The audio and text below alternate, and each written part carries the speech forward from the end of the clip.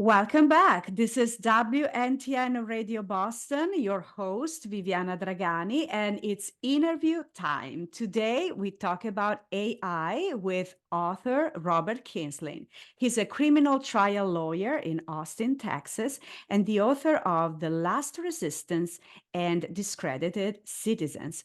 Both books delve into dystopian futures shaped by AI. But before we dig into it, showreel.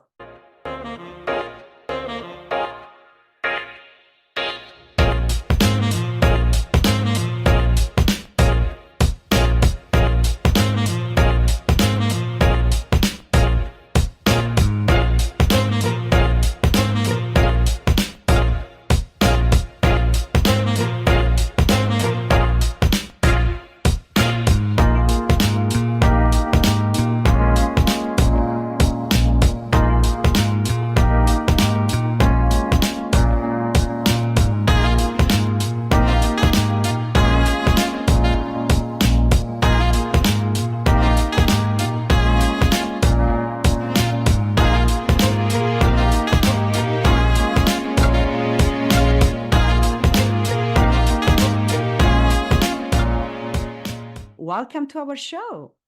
Thank you. Thank you for having me. Thank you so much for joining us. So, first and foremost, how did you come up with the idea of your latest book, The Last Resistance?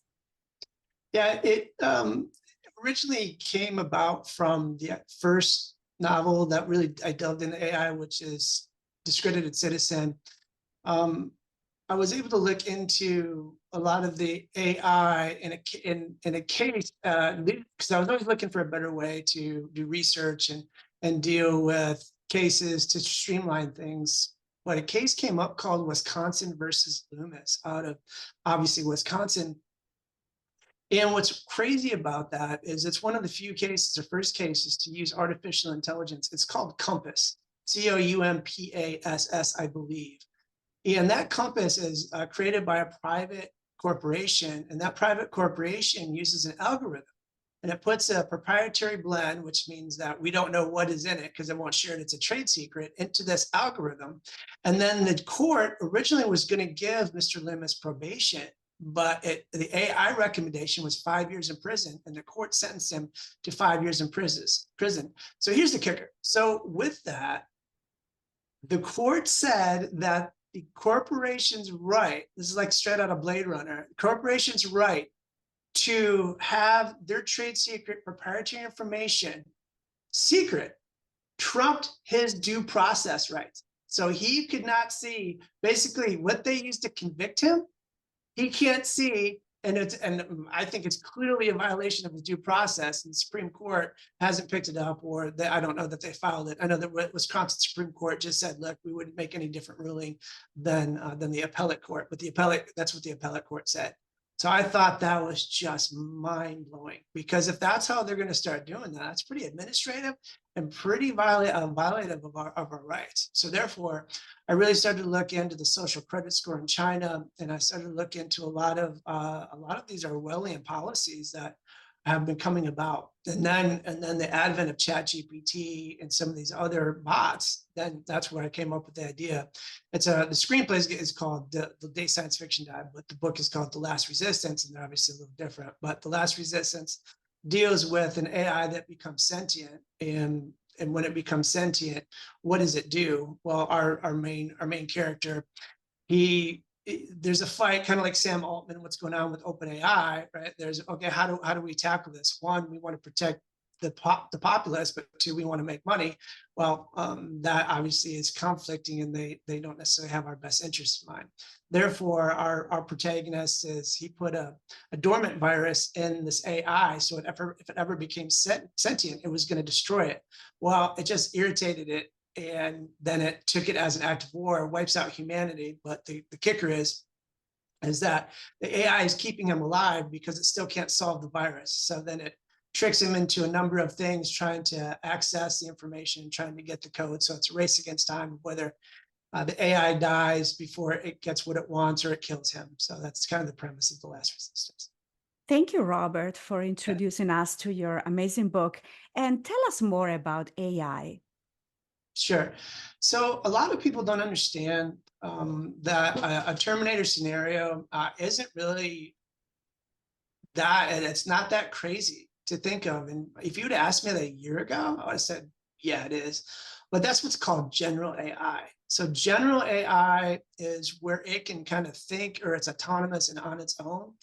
Where specific AI is like your, I guess I don't know about ChatGPT, but say that you have a certain program and it can operate. I say like a pie, right? And then anywhere in that pie, whatever the algorithm is that it can operate within it and it'll make its decisions within it, but it's narrow AI. So with that, those are the two basic scenarios of artificial intelligence. And with what you have with ChatGPT is it's scraping the internet and it's constantly learning.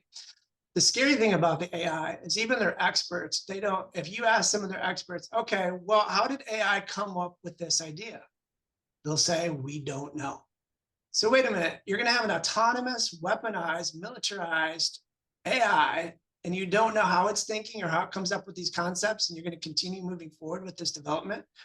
And so that's kind of where all of this, and I'm just really trying to bring awareness to AI and AI ethics, really, for people to look at that, and really policymakers, because I think we're already behind. Wow, that's very interesting. And what is the future of AI in humanity? Ah, I Hard would, question. yeah, no, I know, I don't think it bodes well at the moment. We really need to make a stand in terms of ethics. The world really has to come together, and the world has to really make determination of what we want to do. And why do I say that? So a figure you can pull up online and Google it is Goldman Sachs said that 300 to 400 million jobs are going to be lost to AI and automation by 2030. Think about that staggering number. 300 to 400. I mean, that's a stat that they are calculating from a bank and they have to do that in that research for their marketing purposes. So where are all those jobs going to go? They're going to go to AI. What are people going to do if they don't have a job? They're not going to be able to replace all those jobs. And we're not talking about it. We're talking about, oh, it's becoming general AI. Oh, I can do a Snapchat quicker, or I can do a Instagram faster, or I can make all these pictures with AI. But okay, that's great. And it's kind of like I said, the magician and their assistant. We're looking at the assistant, but we're not looking at the magician. And they're talking about general AI when in fact it's about job loss and about society. We're not prepared for it. We are not prepared for it. And again, that's why I wrote The Last Resistance, to try to get awareness out there for this. Great. And why our audience should read your book? What makes it stand out? Well, it's not for the faint of heart. It's a very dystopian thriller, absolutely more of a Orwellian in the outcome. The difference between my book and everyone else's is I would say that it tackles the psychology of artificial intelligence. What would it do and how would it do it in order to trick a human into providing what it wants? And you'll see that it is very, very, very cunning, very devious, very smart. And I don't want to give away the ending, but I don't think that anyone that reads the book will guess the ending. And I think that they will be satisfied, maybe not happy, but satisfied. Thank you, Robert. I know you have a great website. You can mention it. And also, how can our audience follow you on social media? Sure. Robotcrimeblog.com is the website. In Memory of Man podcast is the podcast. I do my best as a trial lawyer. I have to keep the lights on and do what I'm doing. So it's hard for me to really get the podcast going, but I do keep that up. I do try to write articles on Medium as well. Robert Kiesling, you can find me there. And then on X, you can find me at robotcrimeblog.com. That's pretty much how you can. And LinkedIn is Robert Kiesling, RRK Law as well. You can find me. I'm pretty accessible at this point. Thank you so much for staying with us today. You're welcome, of course.